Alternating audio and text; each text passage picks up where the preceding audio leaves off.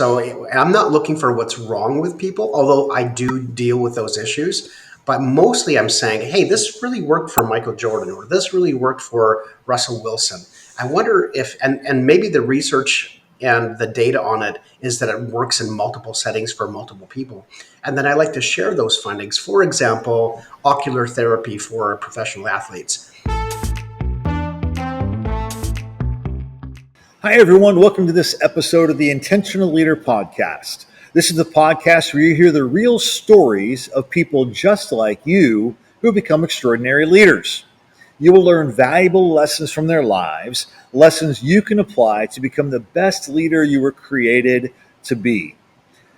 When leaders are intentional, lives are changed. I'm your host, Sean Olson. I am a business owner. I am a speaker. I am an author.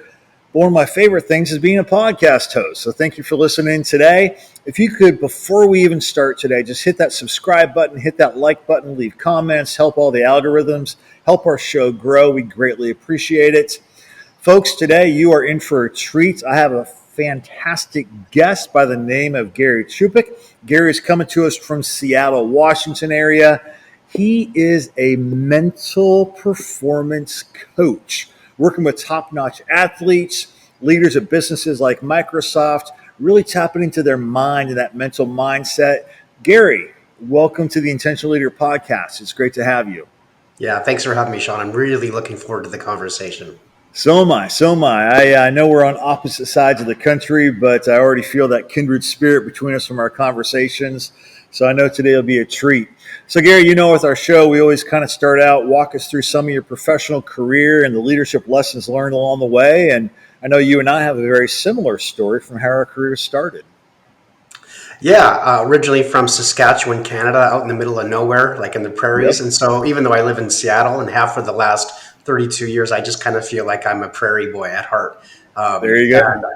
And I grew up kind of a reluctant leader. I never actually wanted to be in leadership. And I just found myself in leadership positions constantly. And so it was kind of like shrugging my shoulders and say, how did I get here? Why am I doing this? I don't crave the limelight. I don't crave the stage. I don't crave being in, the tip of the spear leadership kind of stuff. But I ended up, finding myself in those positions constantly. And so at one point in my life, I just sort of had to give up and surrender to it and say, okay, here I am. Yep. But I thought to myself, it's just the kind of leader like me that succeeds. Because you want to be humble, you want to have integrity, you want to have character. And I think if you have those three things, and then leadership finds you. And so I grew up a pastor, and I was an ordained pastor for 28 years and in the ministry for like 30 years or so. And so that was like my training ground for what I do now. And I was never really bought into this whole idea of I'm going to tell people what to believe and what to think, but I just wanted to invite them to think about certain things. And so my mode of coaching has always been just sort of asking good questions. And my mode of leadership has always been just kind of like that coaching model. So for me, it wasn't about telling, it was about asking good questions. And so that's kind of, the incredibly, the short version of the story, but just reluctant leader would probably describe me quite well. No, I appreciate that. And most of the listeners know I have a ministry background also. And neither of us are doing that now, but we are still in ministry. It's just not a located ministry in a church. I know with some of your background in ministry, you were in a church that was growing effectively. And really, church is a business. It just has a different outcome. It's desired out of it, right? It's not about a bottom line of a P&L sheet. It's about impacting people, bringing them to salvation. But in the roles that you were in, I know specifically I'll use the word mega church that was doing multiple campuses, and you were a part of driving that type of growth.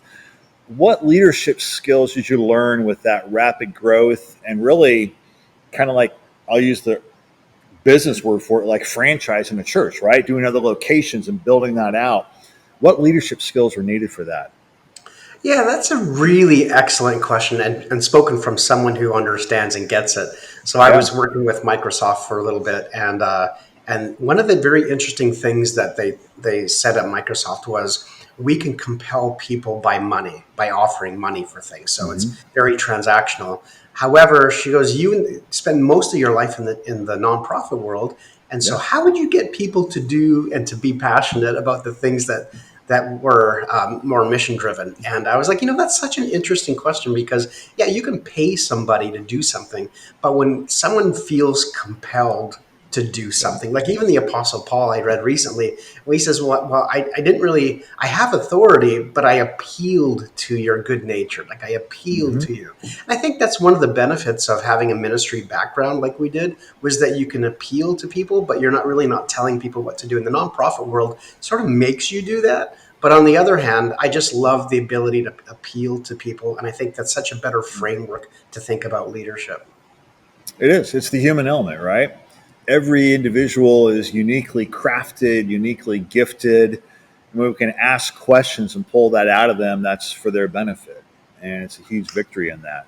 Yeah, yeah, very much so. And you learn early on that you can't really make people do anything. Even if you pay them, No. you can't really make them do anything. Hmm.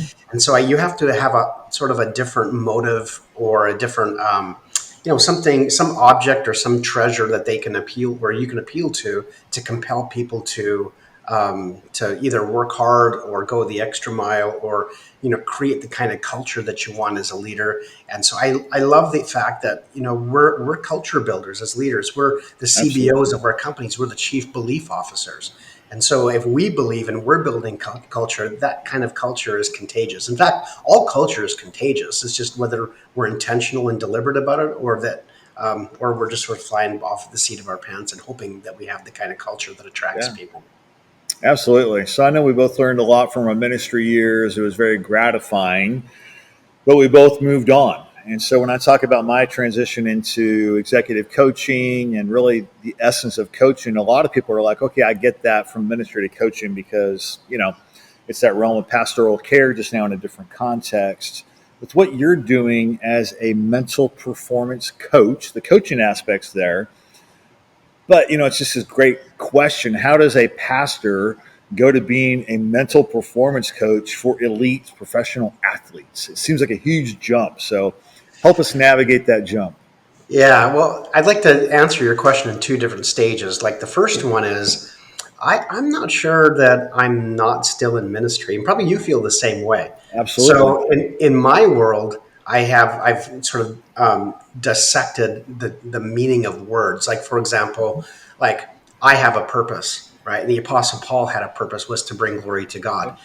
The Apostle Paul had a calling on his life, and that was to proclaim the gospel. Well, I have a calling on my life to unlock people. And the Apostle Paul even knew who he was called to. He was called to the Gentiles. So he Yep. had a lot of definition already in his life. But what's fascinating is that it's only the assignments that ever changed.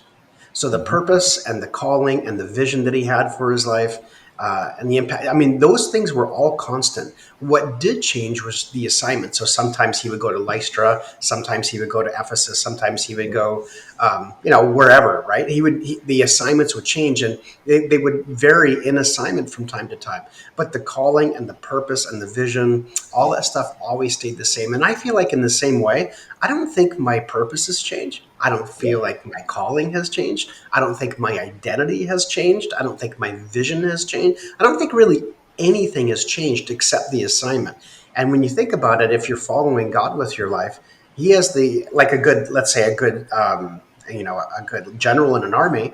He Hmm. has the right to change the assignment, right? If we're Navy SEALs, he Absolutely. has the right to change. We might not even know where we're going and what we're doing, but he has the right to change the assignment. And so for me, I feel like nothing really has changed, only the assignment. And so when someone says to me, especially in church leadership, well, I feel called to a church, I'm like, you're never called to a church. It's Hmm. simply a temporary assignment.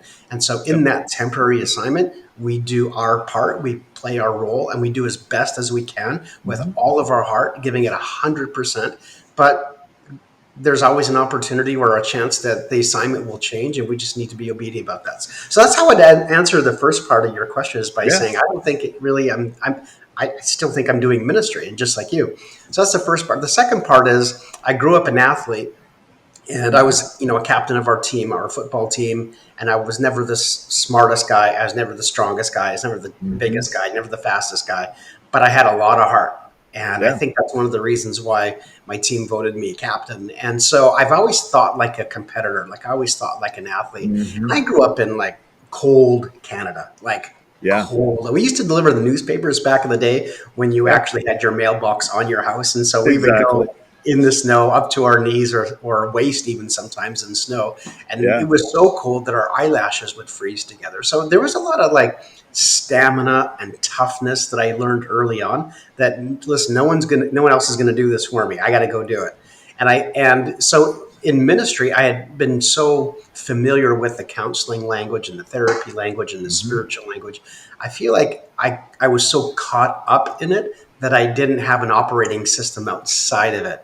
And I so when I agree. started to hear language about sports psych, then that really just my antennas just flew right up, and I was like, oh my gosh, this is so wonderful. This is something I can so relate to Yeah. because I'm a competitive guy, not really to win other things, but just Yeah. internally competitive.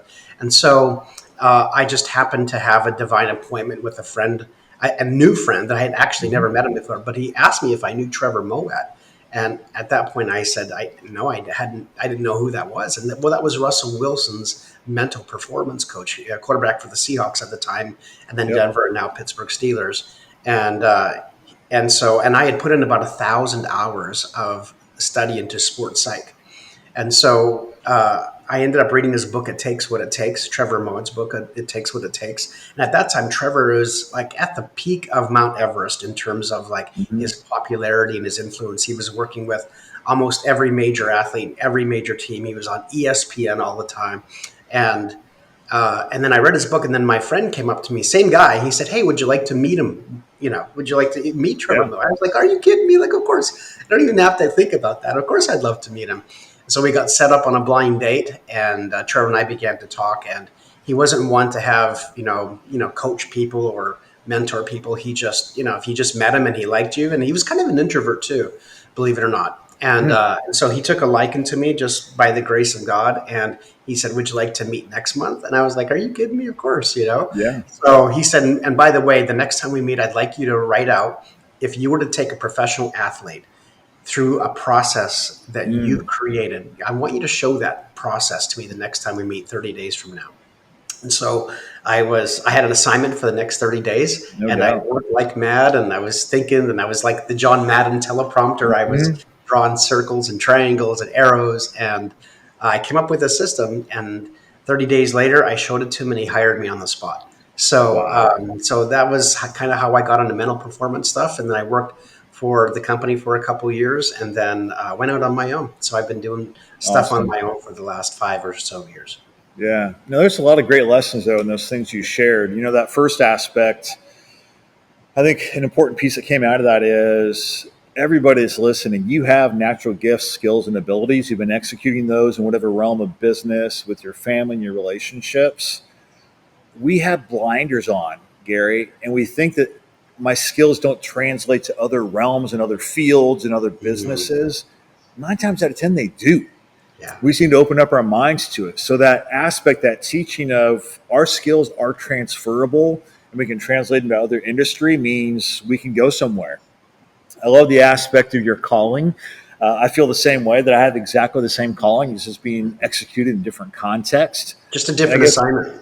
it is. And I guess I love the word assignment because for our listeners, nothing's forever, right? Don't get stuck on a product. Don't get stuck on a job. Don't get stuck on a thought, even.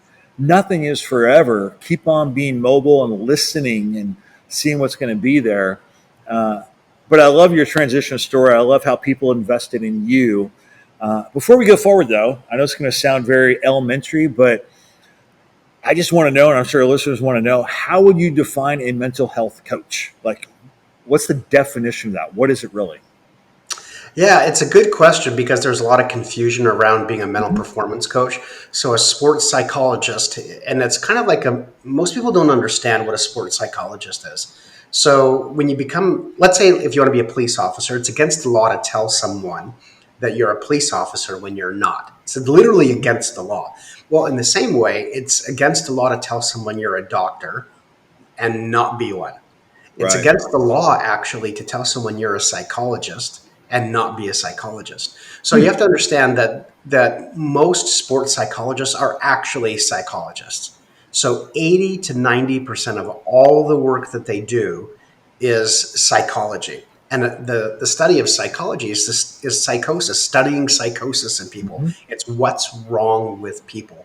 And then maybe 10 or 15, maybe 20% at the most is some type of performance training, but it's actually quite minimal. So when you hear somebody say a sports psychologist, don't think they spent 8 years studying sports psychology, because they haven't. It's only the minimal amount that they've studied that allows them to have that tag sport. So you can really just sort of tag it on at the end if you want to.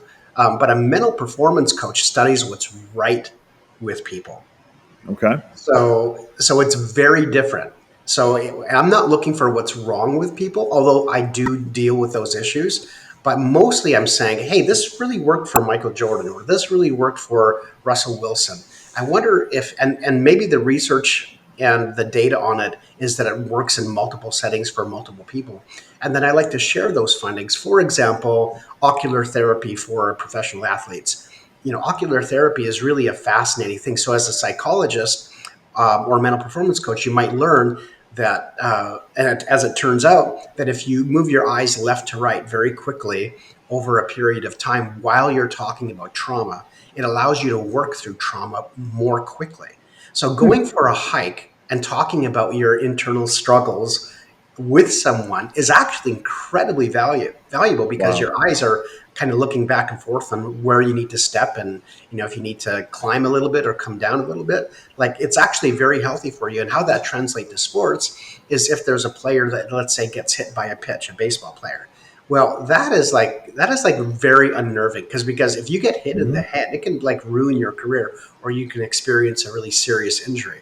And so taking a player for a walk after they get hit by a pitch, whether it's during the game or after the game, or practices the following week, it's actually very valuable. It's a very valuable skill to learn. So I'm learning what's working with people, and then suggesting that to a team or a coach. Fantastic. I love that. It's interesting as you were sharing that, and you gave that illustration of baseball, like being hit by a pitch.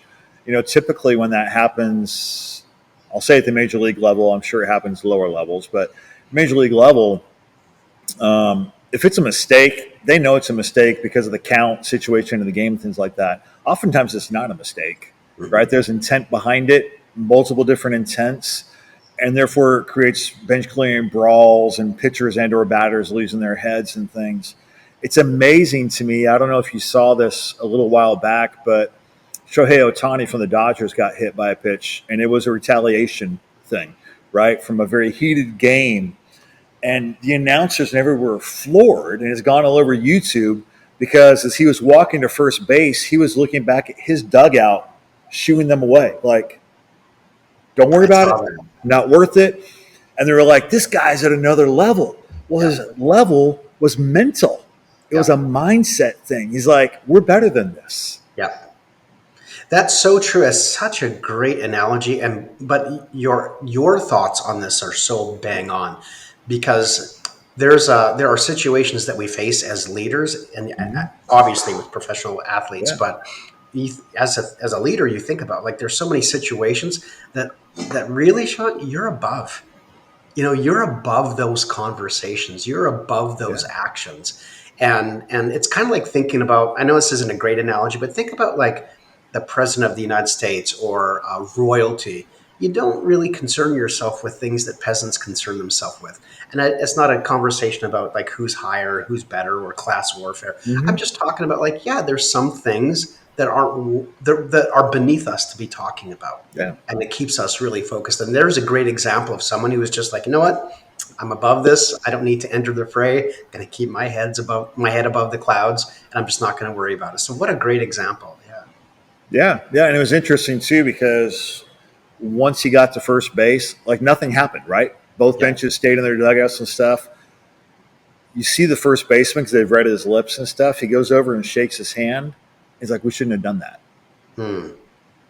I guarantee you that's not his first thought. Yeah. His first thought was, yeah. And then he's like, wait a minute. So it's powerful that way. Hi, everyone. I'm going to quickly interrupt this podcast to talk to you about something huge that is coming out in August from Ren and John's Professional Coaching. It is the Intentional Leader Network. We've talked about this coming.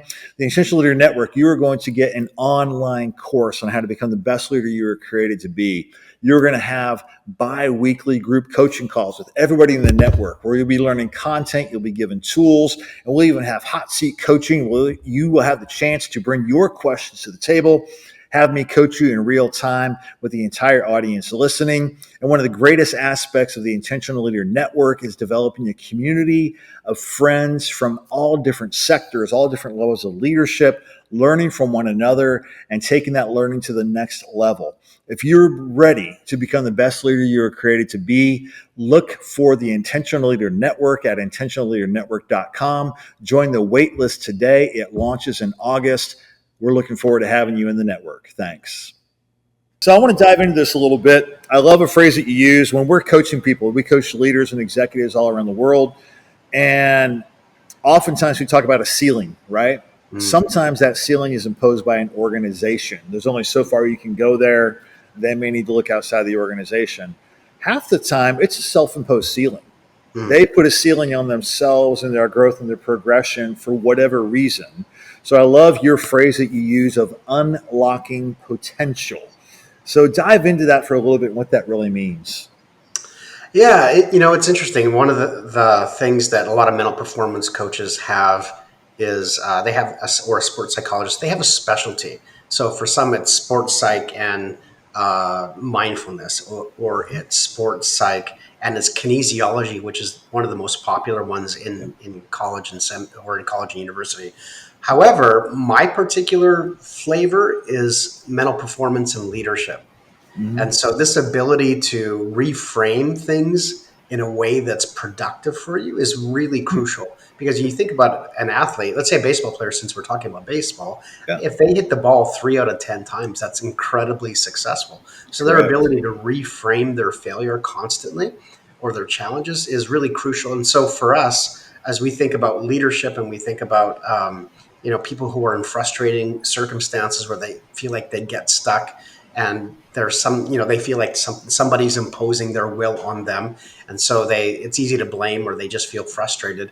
It takes a little bit of work to not feel frustrated, because the word Mm-hmm. frustration or to be frustrated is low grade anger, and low grade Right. anger comes from an unmet expectation that things should be a certain way.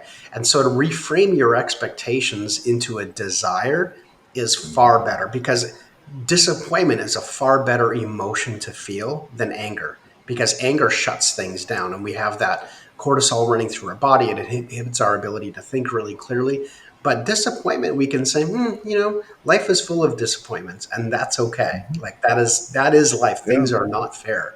But to be able to reframe things, to be able to say, well, listen, there's a lot of things I can't do because of perhaps an artificially imposed ceiling. But what can you do? Yep. And what can you do to get better? And how can you improve? And how can you reframe this that's beneficial to you? And so I think that ability to reframe Mm-hmm. frustration or anger or a disappointing situation is really one of the marks of a really great leader. I like that. I totally agree. I'll talk about the opposite for a second. The opposite of that is we hold on to things, Mm. right? Especially negative things. We hold on to those negative things. We hold on to the people who we feel created those negative things for us. And the only one that we hurt is ourselves. Hmm.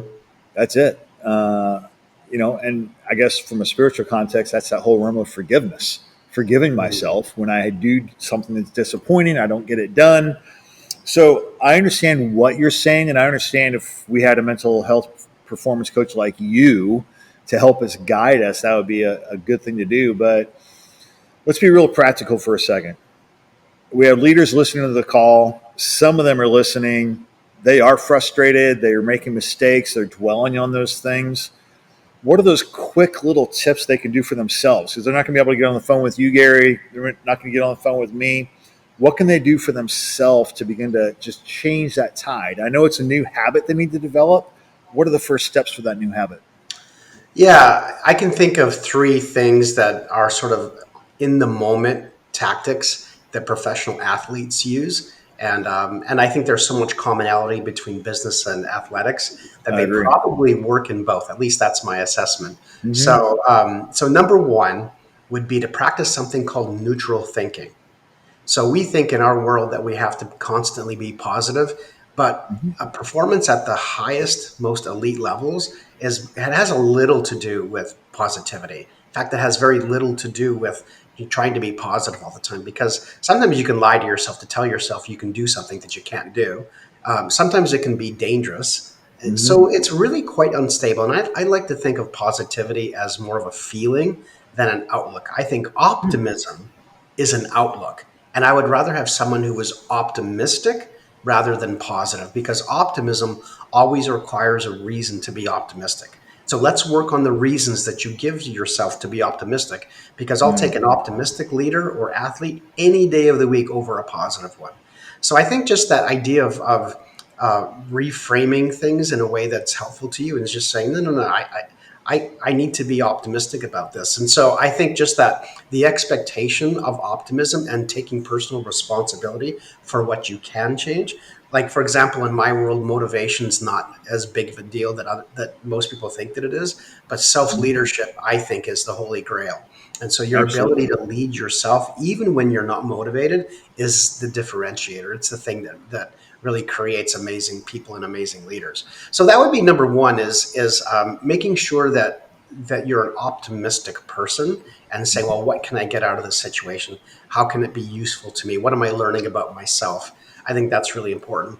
So number two is something called, well, I guess it's part of the first one, which is neutral thinking. So I don't need someone to be positive. I certainly don't want them to be negative. So to learn to think in neutral is one of the best things that you can possibly do. And so what it is it's not being self-conscious, it's being task conscious. So you want to just keep your eyes on the task rather than how it's making you feel, positive or negative. So neutral thinking would be number one. Number two would be something that I call CAPE, CAPE. Hmm. So this is what I teach professional athletes. And since we're talking Okay. about baseball, let's continue Yeah. on with the Yeah. illustration. So C stands for control yourself. So there's an average between 13 and 16 seconds between pitches in baseball, and Yep. you have 13 to 16 seconds to run through all four of these. So think of a pitcher. So control yourself. So they're going to take a deep breath. It's a universal sign to relax. You play better when you're not tense. Yep. So C stands for control. A stands for assess the situation. And now think about it. In 13 seconds, think of all the things that amazing Hmm. computer inside of your skull. Imagine all the processes that it's going through. And your brain is even greater than that. It's taking in all this information. So it's assessing the situation. What's the pitch count? What's the call from the manager? Who's on base? Like all these Right. different dynamics. A P stands for make a plan. So plan and then finally execute, CAPE, like a Superman cape. E is execute, which is trust your plan, trust your training, and trust your instincts. Yep. And so people, whether you're an athlete, and that actually doesn't even matter the sport, you can practice CAPE, CAPE. Now, if you're a business person and you're going into a meeting, well, guess what you can do? You can CAPE, right? You can go into it with neutral thinking. So put your feelings aside for a moment, or I like to say postpone your feelings. Don't ignore them. Don't shove them, outside Right. of the door. No, no, no. Don't do that. Just postpone your feelings or schedule them Hmm. and then you're going to control yourself. You're going to assess the situation very quickly. You're going to make a plan, and you're going to trust your plan, trust your training, and trust your instincts. So that's the Yep. second one. So we have kind of that neutral thinking, Yep. and then we have CAPE, CAPE, and then finally there's something called the Yerkes-Dodson scale of emotional engagement. Hmm. And what they found out was there was a peak emotional state where you are at your very best.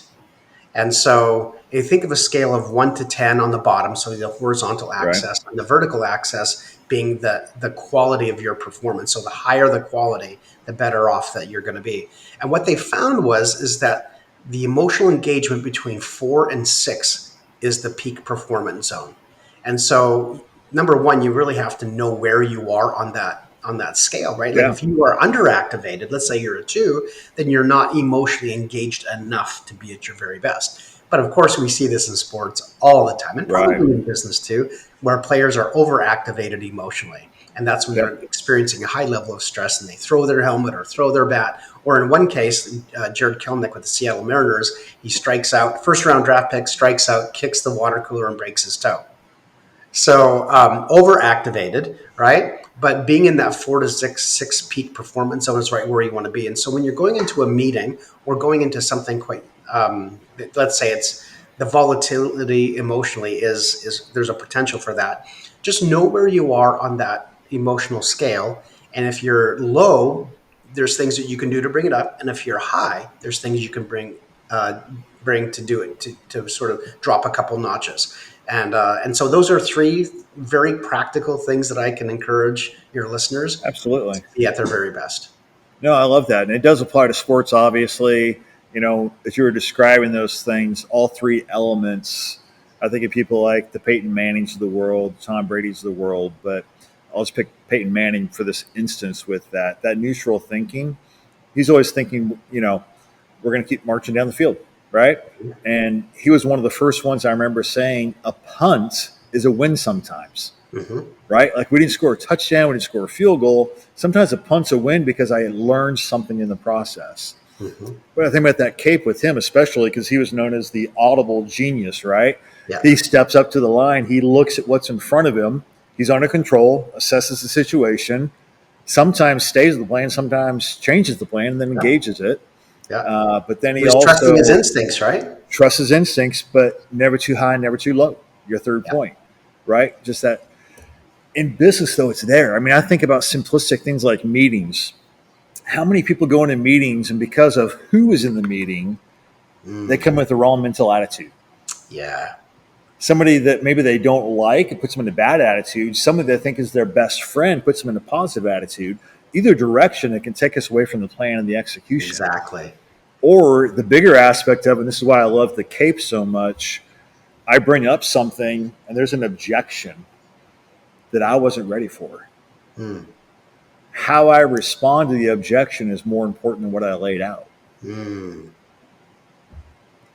So that's Mm. why I love that Cape mentality. And especially the speed of it. I know you gave the illustration of the pitcher. That's the way it is. But here's what I love about that speed aspect. I'd be curious to hear your feedback on this, Gary. Most leaders, when something happens, they feel like they need to respond right now. That first Mm. feeling, that first sensation in them, instead of just pausing 5, 10, or 13 seconds Mm. to control themselves, assess, plan, execute in a new way. Yeah, you go back to that Yerkes-Dodson scale. Right now, I feel heated, right? Yeah. Like I'm a 7, and but when you're angry, you are not at your best. When you are No. angry, you are not thinking well. When you are, you're angry and you're doing your best to suppress your anger, but the thought process and the emotions are rising, and so to at least take those few moments that you're talking about, just to say, okay, right now I'm an 8, and Mhm. it's good for me to pause or ask a really good question, because sometimes asking a good question makes you look smarter than giving a good answer. Yeah, definitely. And I especially like the neutral thinking, though, because of how we think about people. The neutral thinking that it's about the task or whatever the topic is, it's not personal. We coach people on this regularly. Is so many of us in the world today, and I'll even say American culture perpetuates this, that who is saying something is sometimes more important than what's being said Mm-hmm. when the opposite is true. Mm-hmm. I remember raising our daughter, and she was playing basketball all the time, and she had some fiery coaches, and we'd have to help her understand. Don't pay attention to how they're delivering the message. Hear the message. Mm-hmm. So that neutral thinking that it's not personal is huge. Yeah, yeah. And Steve Jobs talked about this in Mm-hmm. his book. He talked about the signal to noise ratio. Make sure that you're catching the signal, right? And there's a lot Yeah. of noise, there's a lot of distortion, there's a lot of things that are distracting us. But make sure that you're catching the signal. It sounds like that's a little bit about what you're talking about. Yeah, it is. That whole concept's coming back. I watch and listen to Patrick Bet David all the time. Me He's too. big on that right now. The whole issue of signal versus noise and really being able to tap in. So that's powerful. So let me ask you this question. We have a lot of entrepreneurs on here, solopreneurs, as well as leaders. But I want to focus on those entrepreneurs for a minute because they're taking risks, right? A lot of what they're doing, they put a lot out there, a lot on the line.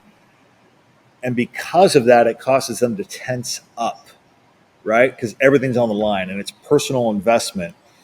It's that same way with a lot of athletes, especially athletes that are in solo sports, be it golf, tennis, things along those lines. What would you say to that person is kind of like that level one to help them just relax and navigate things effectively? Yeah, yeah. That's such a good question. So, to me, the source of all anxiety is an over preoccupation with the past or an over preoccupation with the future. So, our Mm. ability to live in the present moment is just really, really crucial. And I like to think of it this way: I have an hourglass here, and if I turn it over, this represents the top part represents the future, and the middle represents the present moment, and what's going through and landing on the bottom is the past. And our ability to sort of synchronize our thoughts and our Mm. present situation is actually a skill that we can learn to be able to be in the present moment, because all of our best work is done in the present moment. It's not done in the past, and it's not done in the future. It's done right now. And if anybody else is like me, and I'm a little bit of a visionary, entrepreneurial visionary, Mm-hmm. Yep. I can tend to live in the future a lot, and Mm-hmm. even at the expense of the present. And so we might have in our mind an ideal, let's say, funnel, and talk Yeah. about business world, right? Like we might Yep. have an ideal funnel, but that's not where you are right now. In order for you to be successful, now, you need a funnel that works for you today, not tomorrow, not next week, next month, and or what the ideal perfect goal is. But it's hard to just live in the present moment. And so, as a business person myself, I can totally relate to that, where I always pursue the ideal, but sometimes I do it at the expense of the present. And so I Mm-hmm. think just learning what is the best thing for me to be doing right now. I mean, there's a guy by the name of Bill Gross who did the Idea Lab, and he had Mm-hmm. bought, or invested in, over 200 companies. And he Wow. said that there were five things that he sent this email to all the different CEOs of each of the companies. And he said, out of these five categories, which is the one that's most responsible for your success? And I Hmm. and I'm going to try and remember them. It was like, Yeah. what is your product or service, your team, the amount of capital or money that you had, your strategy, and there's one more. I can't remember: strategy, product, service. Oh, and timing. And out of Okay. the five things, what what the majority of the CEOs said that led to their success the most was timing. Mm. And so think about that. I mean, that's a pretty fascinating comment. Like, It are you is. doing the right thing at the right time? Because you can do the right thing at the wrong time and it's not going to work, no matter how Right. good your team is, or no matter how much money you have, or anything else, how good your strategy or product or service is. So, for example, in 2007, there was this thing called Airbnb. Well, Right. it was great timing. I mean, there was a recession that had just started and people were looking to make extra money, and people were feeling pretty pressed for dimes. But think about it, like, 10 years earlier, just five Mm-hmm. years earlier, if you would have said, yeah, I'm going to open up my home to strangers and they can come sleep in my room, or Right. another room in my house, it's just like, you would be like, what? Like, who would do that? But it was just the right timing. And so I think, as a business person, if all we asked ourselves, and this is such a great exercise that I do when I speak at places, if it was only a matter of timing, what should you be doing right now? Like, what Mm. is it that you can be doing? What is it the perfect time for? Yep. And answer the question. And I find that it's a very liberating question to ask or Yeah. exercise to go through, because people would say, oh, it's time I lose 20 pounds. Oh, it's time I fire this employee, or help someone transition, or it's about time that I do this. And it's such a good question, because in It some is. ways they actually discover the answer for themselves. Yeah. I love that. Another person I like to follow is Dan Martell. I don't know if you're Yeah, familiar with I Dan. am. He has a great book, Buy Your Time Back. But I saw a video with him, and I love this. It ties into that principle you just shared. Is he says it's the 18-hour rule. Like every morning for the next 18 hours, here's the top three things I need to do, and that's it. Hmm. Like these are the top three things, because the most important things that we hit in a timely manner, like you're talking about, are what elevate us to success. Most of us are focused in on the 20 things that we think need to happen so we can impact the future. He's like, no, 18 hours, top three things. Now go get them done. And I love then that. every morning, next 18 hours. Here's the funny part about it. The reason he says the next morning, because you usually get it done in 12. Hmm. The next morning, you need three new ones, right? And so, yeah, it's all about that mindset. And that's what I love about this topic. So, well, hey, I think we could go on talking all day, but we have come to the end of our time, Gary. But we finish every show with the same question. It's a quick tip question. Gary, what is something our listeners can intentionally do today to be a more effective leader? Yeah, I would say this. What puts you in the best? Ask yourself this question, and this is my answer. Um, is what can you do to put yourself in the best position to succeed today? And now, if you think about that question, it's really powerful because you might say, well, uh, listening to music first thing in the morning just puts me in a good mood. I'm like, do that every day. Mm-hmm. Or someone might say, man, I really have a quiet time where I can just pray and meditate, read my Bible, or just have some, quiet time. I'm like, go do that every day. Yep. Whatever puts you in the best position to succeed every single day, go do that. And then pick those 5 or 7 things every single day, pick them and go do them. And they'll probably be the same 5 or 7 things every day because it's just an expression of your identity and who you are, but go do them every single day. And so if you live your life in such a way that you are putting yourself in the best position to succeed every single day, wow, that's a pretty cool life that you're living. So It go do is. those things, even if they're done mechanically and you're not motivated to do them. Like, for example, I went to the gym this morning. Did I feel like going to the gym? Well, absolutely not. Absolutely Mm-hmm. not. However, if I know that if I do that, I'm putting myself in the best position to have a successful day, and so I just do it anyway. And my body thanks me, a few hours later that Absolutely. I did that. But it changes my mood, it changes my thought processes, it changes so much about me. So don't be afraid of doing things mechanically. And like a lot of people talk about habits or disciplines, I like to use the word rhythms because it's less loaded. So just create a rhythm of high performance in your life, and all of a sudden you're just going to be it. Awesome. Great tip. Well, thanks for being on the show today, Gary. Listeners, in the show notes, you'll find links. If you'd like to get in touch with Gary for any reason, we'd encourage you to do that. But thanks for your insights and sharing with us. And I hope and pray that we are all mentally sharp as a result of things we've learned today. Thanks a bunch, Gary. Yeah, thanks for having me. Thank you for tuning in to this episode of the Intentional Leader Podcast presented by Reenergize Professional Coaching. Be sure to see the show notes for links to Reenergize Professional Coaching and links to contact our guests. Now, hit that subscribe button so that you are alerted with every new episode of the Intentional Leader Podcast.